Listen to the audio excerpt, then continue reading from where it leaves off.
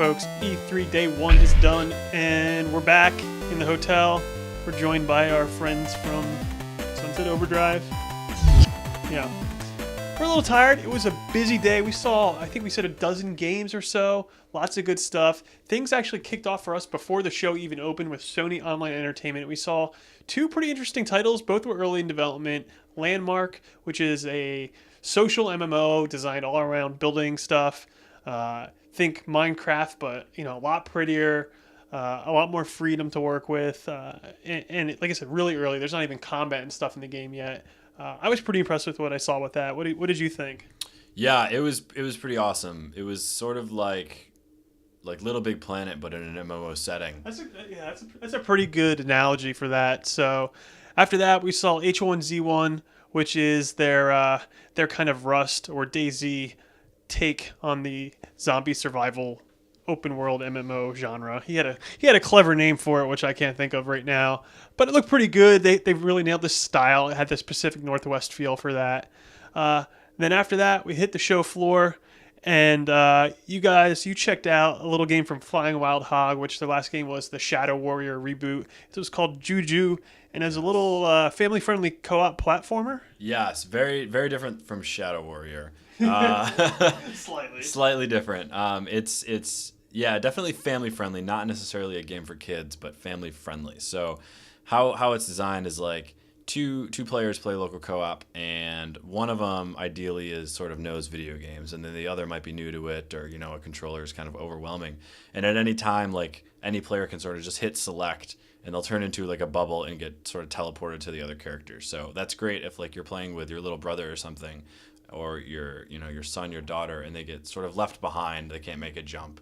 They can just easily float over to you without feeling like they're cheating the game or anything like that. And is that PC only? I forgot to check. It is PC and PS3, and they said that they were looking at 360 as well. Cool.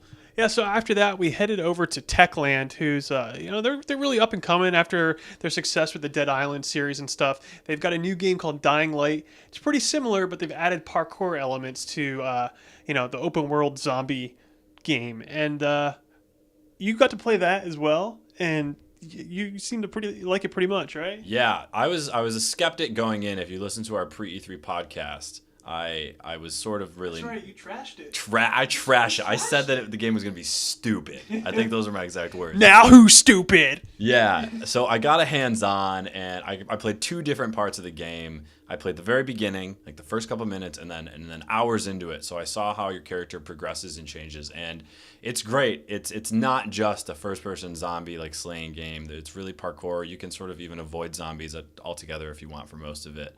And it seems like the story is pretty cool because in the beginning you sort of are like this new kid on the block, and not everyone trusts you, and you have to sort of build up their trust for you and stuff like that. So it seems really awesome, and then it looks gorgeous. So there's a hands-on preview up on the site on Co-Optimus.com. Check that out if you're curious. Yeah, and so that's got 4-player co-op, which we didn't get to see, unfortunately, but it's got potential. I think the quote from the developer, which we will have a video interview up, was, like beer, everything's, it's better with friends. So then after that, we saw Hellraid, which is another game from Techland. It's like, to me, it's a spiritual successor to like the Heretic or Hexen series. Really dark, dreary, fantasy-oriented FPSs, a little more arcadey. But there was a lot of cool things in it, like you could pick up different weapons and stuff like that, and the combat was really heavy, melee focused. Like we saw hammers and axes and swords and shields, and depending on what you carried was how your character swung and the timing and stuff like that. So that was looking really pretty, and that's coming out for PC and Xbox One and PS4 later next year, but there's going to be early access later this year, so I'm really looking forward to that one. Let's see, after that, we headed to Deep Silver. Did I miss one? Deep Silver, I believe, might have been next, where they were showing off Dead Island 2. We got kind of behind-the-scenes, hands-off demo. That game's pretty early on, but it's got 8-player co-op. It's developed by Jaeger, who last developed Spec Ops: The Line. If you play that game, one of the things that stood out to me from the demo we saw was the use of music in it. Jaeger did a really good job at Spec Ops at placing kind of like modern pop music in kind of off situations, and they showed some of that in Dead Island. combat looks it's pretty similar to what we've seen before, but they're changing up the formula, giving it a little more stylized feel and stuff like that. And then at the end of the demo, they actually showed what it looks like in engine. It's running on Unreal Engine 4, and it looks ridiculous. I mean, absolutely ridiculous. So I'm really excited about that. They're really going to be pushing people's hardware to the limits for sure.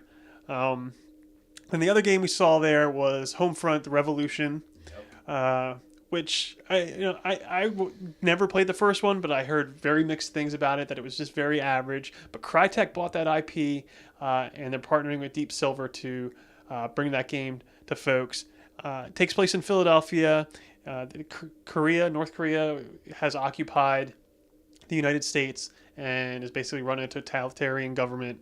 And it's all about being part of resistance to kind of fight back and stuff like that. So we saw a lot of guerrilla warfare. Cool little part we saw was the guy basically built a little IED on an RC car. He drove it all the way up into a base. He kind of followed a car into the base so it wouldn't get spotted, and then he blew it up, and then all hell broke loose. That was cool. That game will have a 4-player co-op mode as well. It's going to be a separate mode from the story, but pretty focused. It's open world again, so kind of go anywhere, do missions and however you want. So that looks pretty cool. What else do we see? I think I'm gonna have to cheat here and look at the schedule real quick and see. We saw 2K. We played some Borderlands, the pre-sequel, and I was pretty surprised by it. I got burned out on Borderlands 2. I played a lot of Borderlands 2, and I didn't get into all the DLCs there. But they changed up the stuff quite a bit from the previous games. Well, yeah, a little bit. I mean, you're on the moon, which is a big change, and you can jump super high because of that. There's this oxygen thing, which is pretty cool in terms of not necessarily managing your oxygen, but using it as like a weapon, taking oxygen away from enemies, things like that. It looks really pretty though. Yeah. Definitely didn't really. We only played maybe 5-10 minutes of it though, and like two quests. But like, it's less. So the first Borderlands was, to me, it was very sort of, the combat was almost sloppy, and this it's less of just the circle strafing and gunning and more of a lot of verticality to it. Yeah. More just jumping and you can, instead of taking cover, you can necessarily like go above your enemies and like double jump over Yeah, them. so not even is the low gravity help the combat and mixes that up. You have an overhead smash kind of move and stuff like that. But the level design, there was actually almost some platforming elements where our mission objective was up at the top of this big structure, and we kind of had to jump from thing to thing and kind of work our way up.